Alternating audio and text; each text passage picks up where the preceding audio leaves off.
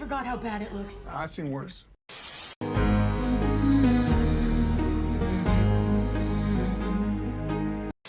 Greetings, fellow mortals. Just a reminder saying it's just my opinion is for cowards. For context, everything that I'm about to say about Wicked comes from the perspective of someone that has never seen the musical and has never read the book. I mean, I heard about it, of course, who hasn't? It's so famous that when Maleficent came out, I thought, this is Disney trying to pull a Wicked.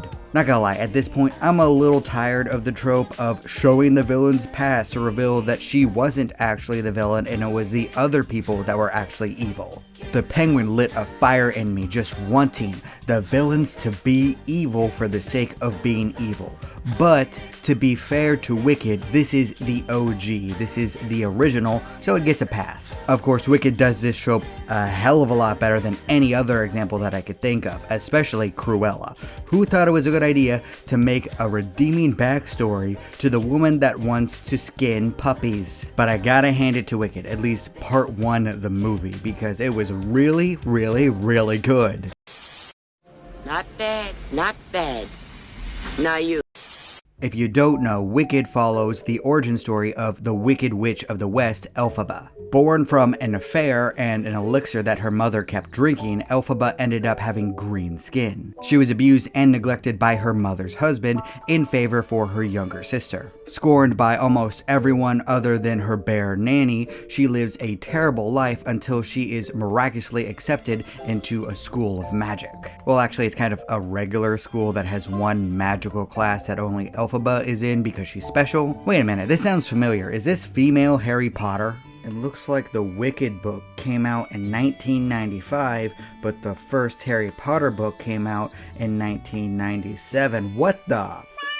Did J.K. Rowling rip off Wicked? You've seen this before? 11 times, as a matter of fact. Anyway, most of the movie follows Elphaba's studies and her growing relationship with the good fairy Galinda. As exact opposites, the two of them don't get along all that well at first, but slowly grow to care for each other throughout the film. Although even their eventual friendship is built upon lies and deception, so it accurately depicts female friendships. One aspect of the storytelling that I absolutely loved from the film was the fact that Elphaba had everything that Galinda really wanted out of life. Despite being scorned by basically everyone, Elphaba had raw intelligence, great magical power, the esteem of all of the professors, love for animals, and the ability to not always care about what other people think about her. Despite being beloved and thought beautiful by the people around her, Galinda didn't have what she truly wanted out of life. And the movie didn't tell you about it, it just showed it to you. It respected your intelligence for you to understand the dynamic between the two of them. Both of them envied each other, leading to their antagonistic relationship at first until they came to an understanding of each other and became friends. And all of it was shown instead of told. Good job, movie. That is well done. Excellent. Here, have a look. Good. Good.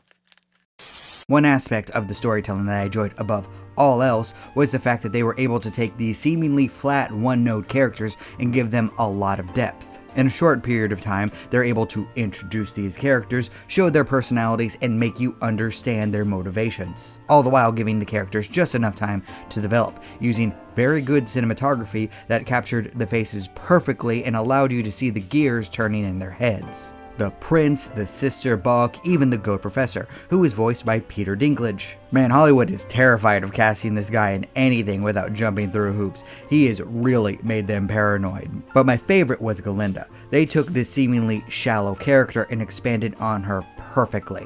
Of course, Ariana Grande does a fantastic job portraying dumb characters. And I know this because I was a fan of Victorious, because I was 15 when it came on, and you know what, there was a bunch of pretty girls singing, so I had to watch it.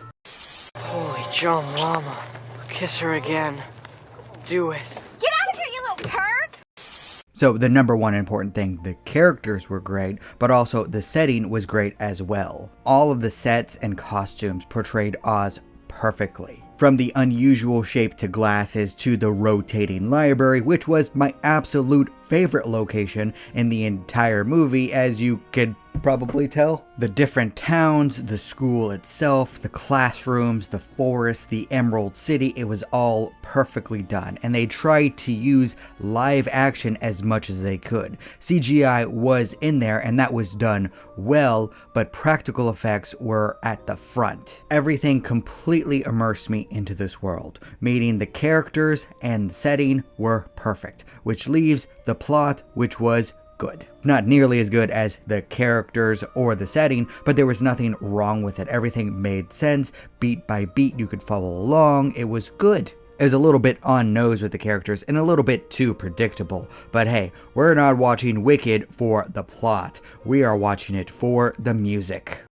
I'm singing, I'm in a store and I'm singing, I'm in a store and I'm singing. Hey! And you know what? After watching the movie one single time, I get why the musical is really popular. Not only are the songs good in and of themselves, they're also fantastic storytelling devices. They push the plot along, they show character and relationship development, and they foreshadow things to come. It is about 1,000 steps above something like Joker 2, which was really not a musical despite having some musical elements in it. If you're going to make a creative choice like this, you need to go all in, because the end result was Wicked being a 10 out of 10 when it comes to music, and the Joker being about a negative 10 out of 10. I'm not kidding when I say if Wicked got into a cage fight with Joker 2, then Wicked would beat the ever-loving out of the Joker 2. Stop! He's already dead. In all honesty, I only had about 2 critiques for the film. Wicked fell into the prequel trap of trying to explain absolutely everything. If you watch the film, you could see that they were trying to give origin stories to the important aspects of The Wizard of Oz. Now, some of them were really well done, but others, like the Yellow Brick Road, was a little bit too on the nose. Come on, that one was just sad. They really expected us to go, oh, I recognize the thing, yay!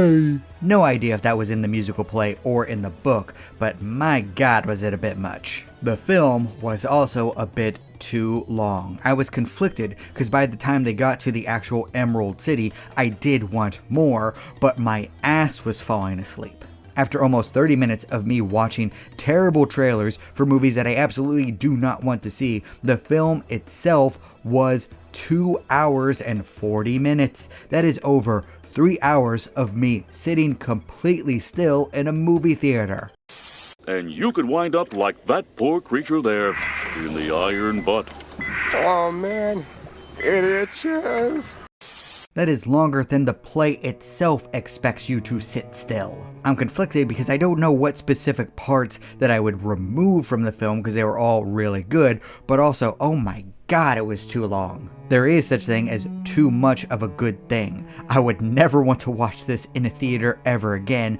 I would, however, be willing to watch it in the comfort of my own home, where I can pause it, where I can stand up whenever I want, and when I could use the bathroom, because even without drinking that entire time, I was about ready to burst at the end. Thankfully, at least in my theater, no one burst into a sing-along with the film, and I was worried about that because of The Rock's take. I'm sorry, Dwayne, I'm paying money to hear professionals sing, not to go to terrible karaoke. Speaking of which, I would like to thank my wife for only mouthing along with the music. That showed a lot of restraint. I love you. I shouldn't have said that. I should not have said that. I shouldn't have said that.